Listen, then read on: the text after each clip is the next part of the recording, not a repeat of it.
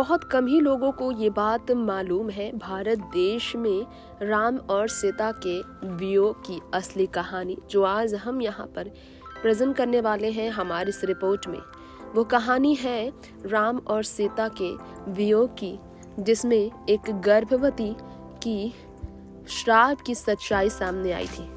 धर्म हमें सच्चाई के मार्ग पर चलना सिखाता है, ये तो आप शुरू से सीखते आए होंगे। भारत देश के कल्चर में, हिंदू धर्म में ये सिखाया गया है। सनातन धर्म में दूसरों को पीड़ा पहुंचाने को पाप और परोपकार को पुण्य माना जाता है। आज इस बारे में भी आपको बताना चाहेंगे। इस धर्म से जुड़ी किंवदंतियां यह बताती है कि ईश्वर को भी अपनी गलती की सजा भोगनी पड़ती है जब वो पृथ्वी में आए। जब राम सीता इंसान रूप लेकर पृथ्वी में आए तो उन्हें भी अपनी गलतियों की सजा भुगतनी ही पड़ी।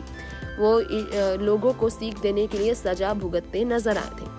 एक किंवदंती की बात की जाए तो दशरथ वधू माता सीता द्वारा जब किसी को तड़पाया गया था तब बताया जाता है उसकी सजा माँ सीता को भोगनी ही पड़ी थी।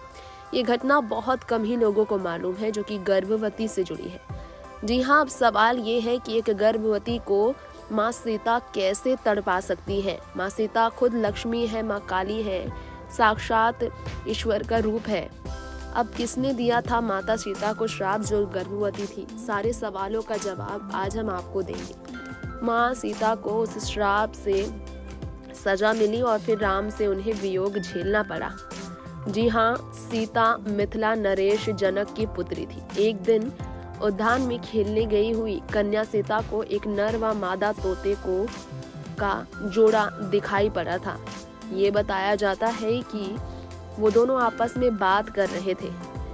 वो जोड़ा ये बात कर रहे थे कि भूमंडल में राम नाम का बड़ा प्रतापी राजा होगा जिसकी अत्यंत सुंदर पत्नी सीता होगी। उत्सुकतावश सीता अपने को रोक न सकी। ये सुनकर उनकी बातें वो सुनने लगी और अपने ब्याह के बारे में सुन अच्छा लग रहा था उन्हें बहुत ज्यादा। ऐसी कहानी कई जगह मशहूर है इन्हें लेकर। तो आपको बता दें कि इसी उमंग में बातचीत में मग्न तोते के उस जोड़े को माँ सीता ने पकड़वा लिया था। माँ सीता उनसे अपने और श्री राम के बारे में और भी बातें सुनना चाहती थी, इसलिए उस जोड़े से उन्होंने पूछा राम और उनके विवाह के बारे में उन्हें कैसे पता चली। तो तोते ने कहा उन्हें ये बात महर्षि वाल्मीकि के मुख से उनके आश्रम में शिष्यों को पढ़ाते वक्त सुनी थी। इस पर माता सीता ने कहा उन्हें कि तुम जनक की जिस पुत्री के बारे में बात कर रहे हो वो मैं ही हूँ। तुम्हारी बातें मुझे रोमांचित कर रही, इसलिए अब मैं तुम्हें तब छोड़ूंगी जब मेरा विवाह श्री राम से हो जाएगा। ये सुनकर तोते ने याचना करते हुए कहा, हे देवी, हम पक्षी हैं, जैसे घर में सुख नहीं मिल सकता, हमारा काम ही आसमां में विचरण करना होता है। सीता ने नर तोते को तो आजाद कर दिया और कहा कि ठीक है, तुम सुख पूर्वक विचरो, परंतु तुम्हारी पत्नी को तब मैं छोड़ूंगी जब मुझे राम प्राप्त हो जाएंगे। तो नर तोते ये सुनकर गिड़गिड़ाते हुए माँ सीता से कहती है, मेरी ये पत्नी गर्भ से है, इसका वियोग सह नहीं पाऊंगा मैं। तब कन्या सीता ने फिर भी मादा तोते को नहीं छोड़ा था।